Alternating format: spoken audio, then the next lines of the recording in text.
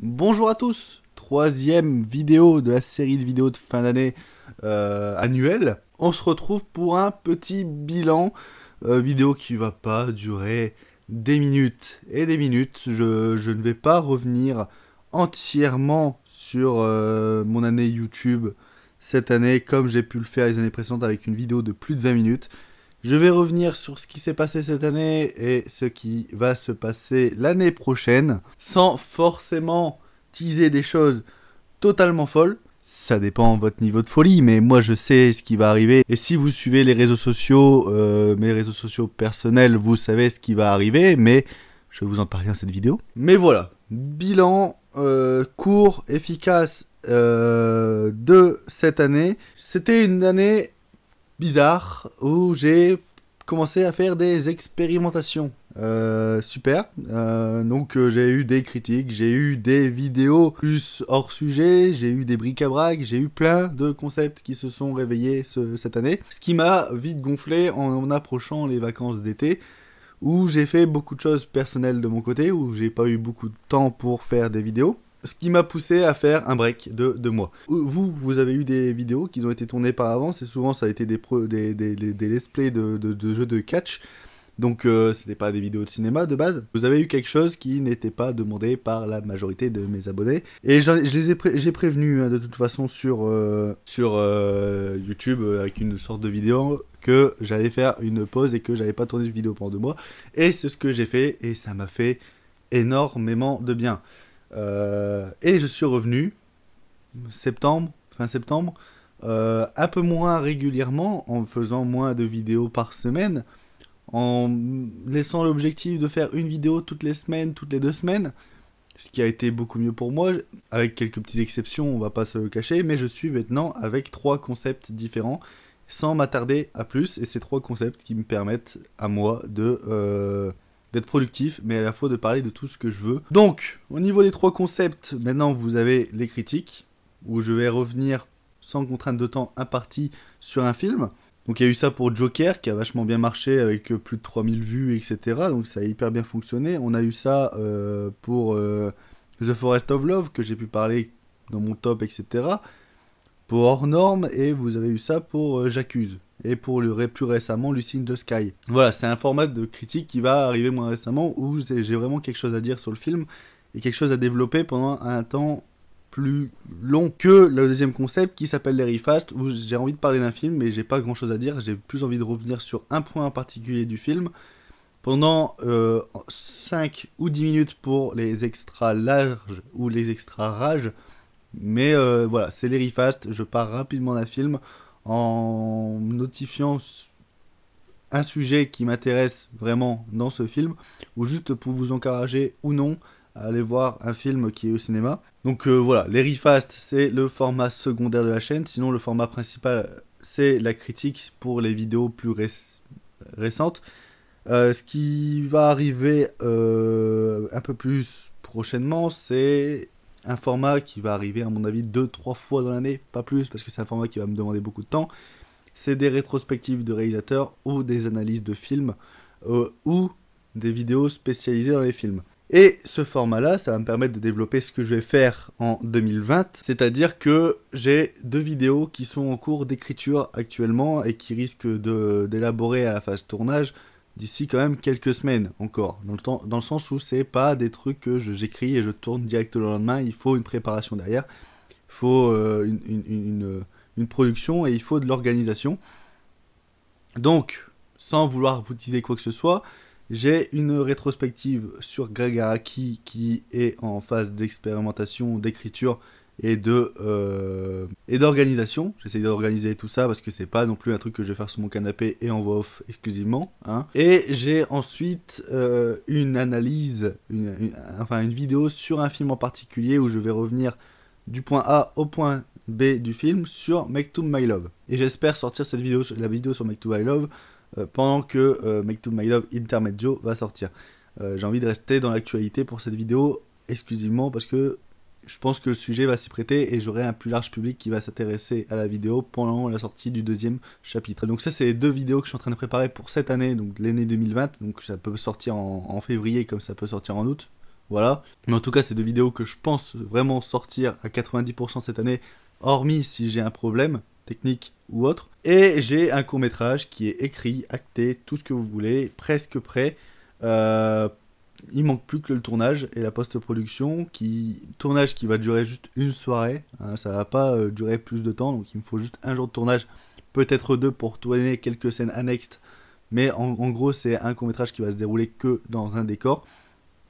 La date était normalement prévue pour mi-décembre, mais avec les fêtes, etc., j'ai pas pu avoir tout le monde, et même moi, j'étais pas prêt, je vais pas vous mentir.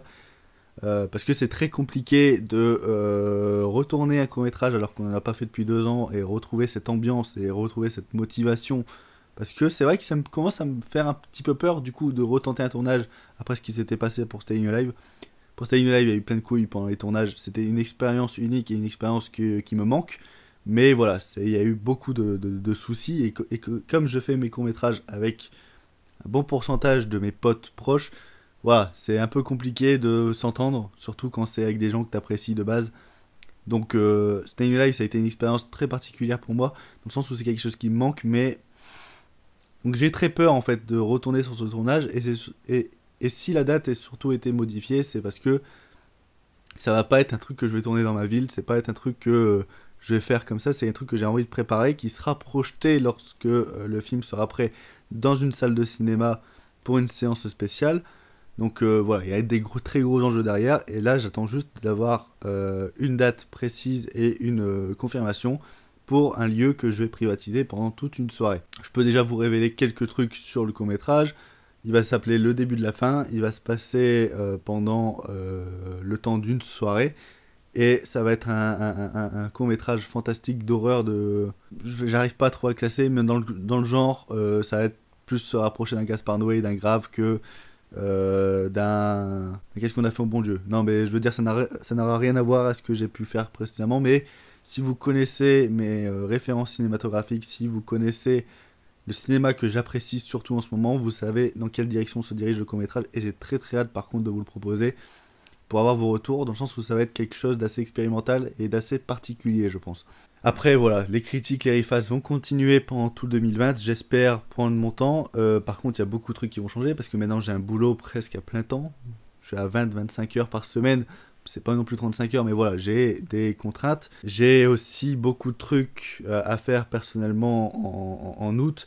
J'ai beaucoup de festivals pour profiter, j'ai beaucoup de sorties qui vont être organisées, beaucoup d'anniversaires. Et surtout, j'ai un long voyage en août, où je vais partir pendant quelques semaines, 3-4 semaines au Cambodge.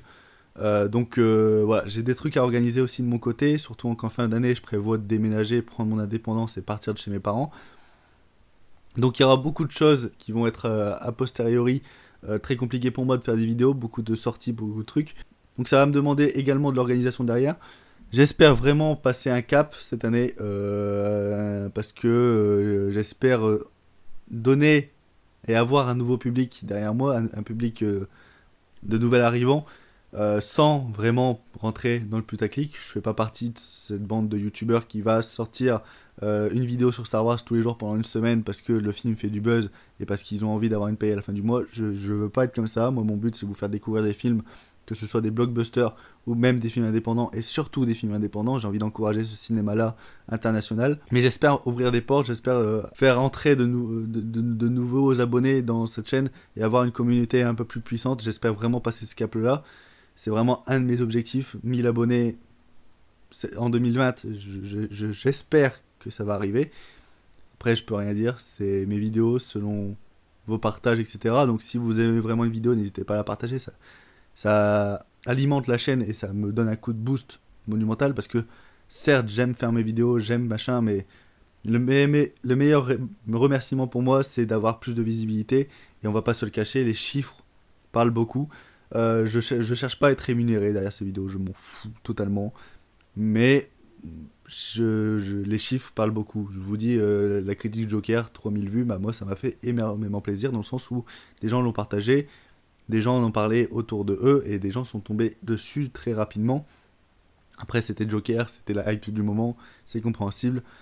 Mais voilà, j'espère passer à un certain palier pendant l'année 2020. C'est un de mes objectifs et je vais tout faire pour proposer des vidéos de qualité, etc. J'investis, vous voyez, ce nouvel éclairage, etc. rend une patte graphique à la chaîne beaucoup plus mieux que la lumière naturelle, etc. qui varie. Donc, à voir. Mais cette année 2020, je l'attends beaucoup. J'attends de voir ce qui va en dépendre. Je vais me mettre à fond dessus. Et je vais essayer de taffer au maximum mes vidéos, surtout mes 2 vidéos, voire 3 vidéos si on compte le court-métrage dedans, de façon la plus clean et la façon la plus personnelle possible. Voilà, je suis motivé. Je suis motivé pour plein de choses. J'espère que je vais réussir à aboutir tous mes projets.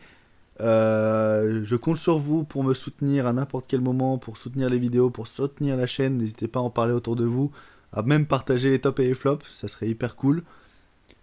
Et voilà, tout repose sur vous. La majorité aussi repose sur moi, sur ma qualité, sur mon envie.